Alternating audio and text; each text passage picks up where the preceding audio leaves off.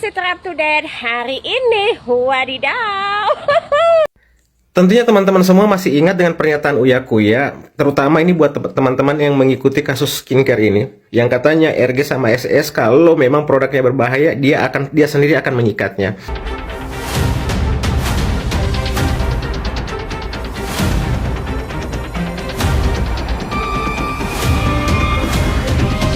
Di tengah maraknya isu skincare ilegal, publik masih ingat bagaimana Uya Kuya tampil percaya diri. Sebagai anggota DPR, ia berjanji akan berdiri paling depan membasmi peredaran produk kecantikan berbahaya, menyebut nama Sheila Saukia dan Reza Gladys dengan lantang.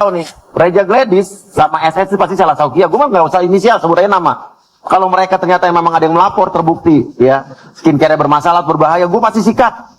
Laporin ke gue nggak peduli mau Reza Gladys, mau Sheila Saukia mau siapa. Kalau berbahaya, lapor ke gue. Namun ketika BPOM resmi mengumumkan produk mereka mengandung bahan berbahaya, suara Uya Kuya justru menghilang. Janji yang dulu terdengar gagah kini terasa hambar, integritas dan konsistensinya pun dipertanyakan. Seolah belum cukup, Uya Kuya kembali menuai kontroversi lewat aksinya berjoget di sidang tahunan MPR. Bukan sekadar soal gaya, tapi soal waktu dan tempat. Di tengah rakyat yang berjuang menghadapi kesulitan ekonomi, di tengah isu kenaikan gaji DPR, sikap itu dianggap sebagai bentuk arogansi dan ketidakpedulian. Dan pembelaan bahwa ia masih seorang artis justru memperburuk keadaan. Karena publik tidak memilih artis di parlemen, publik memilih wakil rakyat. Lah emang kita artis. Kita DPR tapi kita artis. Puncaknya, amarah publik meledak. Rumah Uya Kuya dijarah, dirusak, hingga dibakar. Tragedi ini bukan hanya kehilangan materi, tapi juga kehilangan wibawa. Namun di titik ini perlu digarisbawahi. Aksi penjarahan, perusakan, dan pembakaran jelas tidak bisa dibenarkan. Kekerasan tidak pernah menjadi jawaban. Justru dari titik ini, Uya Kuya seharusnya belajar bahwa kata-kata wakil rakyat harus dijaga. Bahwa janji yang diucapkan bukan sekadar hiburan, melainkan komitmen publik. Jika benar ingin membasmi skincare ilegal, maka langkah tegas terhadap figur seperti Sheila Saukia dan Reza Gladys harus dibuktikan, bukan hanya dibiarkan lewat omong kosong. Karena pada akhirnya, publik tidak menunggu joget, tapi menunggu bukti. Bagaimana menurut Anda?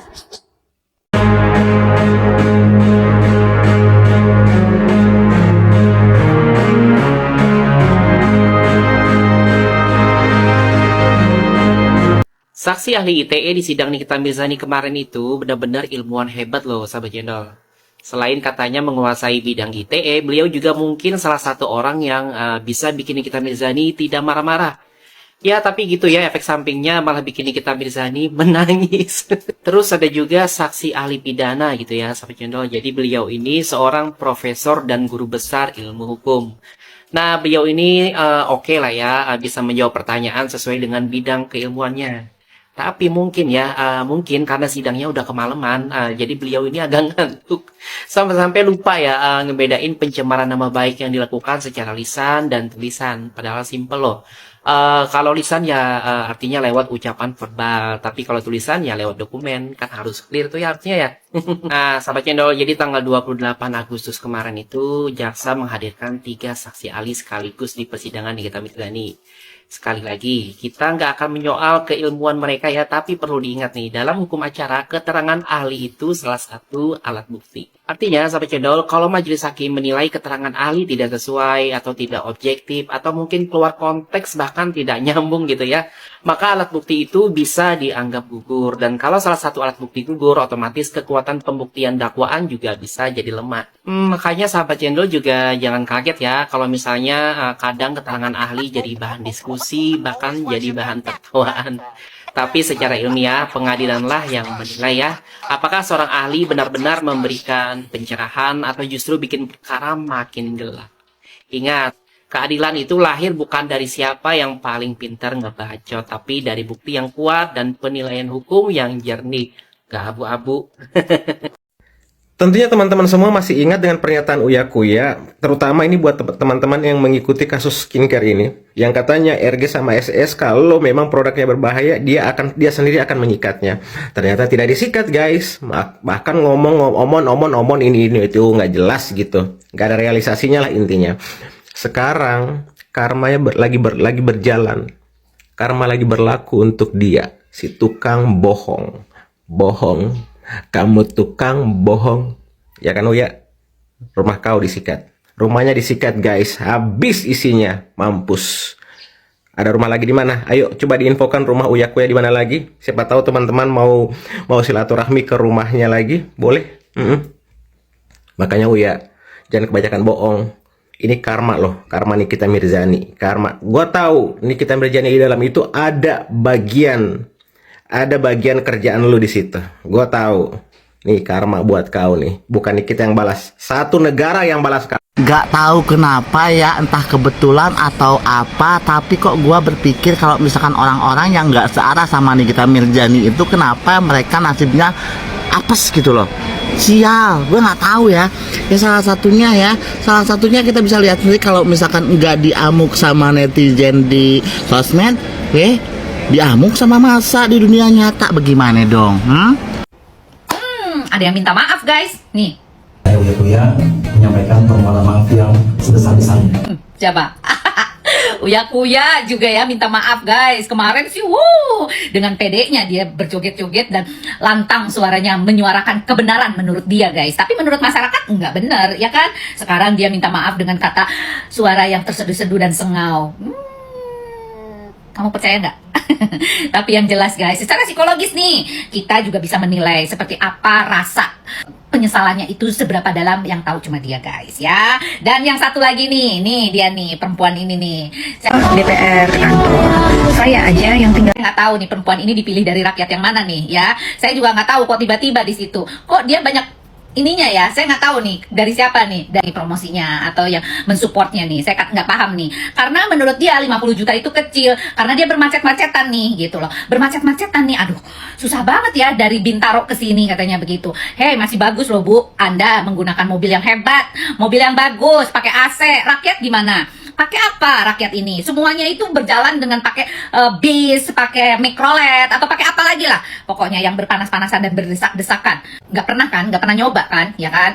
Nah, kalau ngomong tuh harus diukur, harus diperhatikan bahasanya, perilakunya, supaya rakyat tidak marah kepada Anda.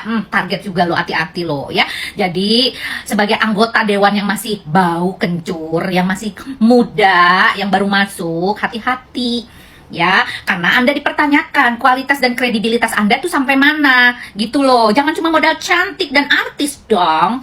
Ya kan, masih banyak artis cantik yang punya pendidikan mumpuni gitu loh. Sekarang saya tanya, pendidikan Anda sampai mana? Mumpuni atau tidak? Yang bisa menilai itu rakyat, bukan diri Anda dan pasangan Anda nih yang sekarang, yang belum diketahui gitu ya, yang sudah beredar loh, ini saya hanya menyampaikan berita yang sudah beredar loh, tidak mengada-ngada. Oke. Nah, jangan sampai nanti di-create lagi bahwa saya mengada-ngada. Tidak, ini adalah berita yang sudah beredar, bener nggak? Bener nggak guys? Nah, kalian juga pasti tahu lah. Oke, gitu aja ya. Perbaiki sikap dan kinerjanya. Kedepankan attitude Anda, karena attitude, sikap, dan etika lebih tinggi daripada pendidikan Anda yang baru segitu itu. Adab utamakan, oke? Salam, Lita Gading. Informasi terupdate hari ini, wadidaw. Rame ya berseliweran itu video-video yang mengatakan Nikita Mirzani itu sudah bebas. Waduh, sini sayang Miss Gosip kasih paham ya. Untuk hari ini tanggal 31 Agustus 2025, Nikita Mirzani masih melakukan aktivitasnya di rutan Pondok Bambu ya sayang. Jadi belum ada kebebasan, bau-bau kebebasan untuk Nikita Mirzani belum ada. Bau-bau penangguhan penahanan untuk seorang Nikita Mirzani belum ada. Jadi untuk pengikut Nikita Mirzani, stop menyebarkan hoax. Kasihan loh para fans-fans yang lain ya, yang tidak tahu kebenarannya. Kasihan banget informasi yang menyesatkan yang kalian berikan saat ini. Waduh. Meledak enggak tuh? Kabulkan nggak dikabulkan sayang, nggak dikabulkan, nanti tunggu, mudah-mudahan. Dasar manusia punya 3 lubang hidung, bibirnya 100 cm lebarnya, tuh banyak bacot lu, leci, lu buta Lu kagak lihat, lu lihat dong, makanya lu lihat pakai mata nih, mata yang ada di kepala, bukan mata kaki. Lu lihat, ngoceh-ngoceh aja lu taunya di sosial media. Udah ya, lu itu gak ada apa-apanya, Sansa belok. Si dasar wanita lumer.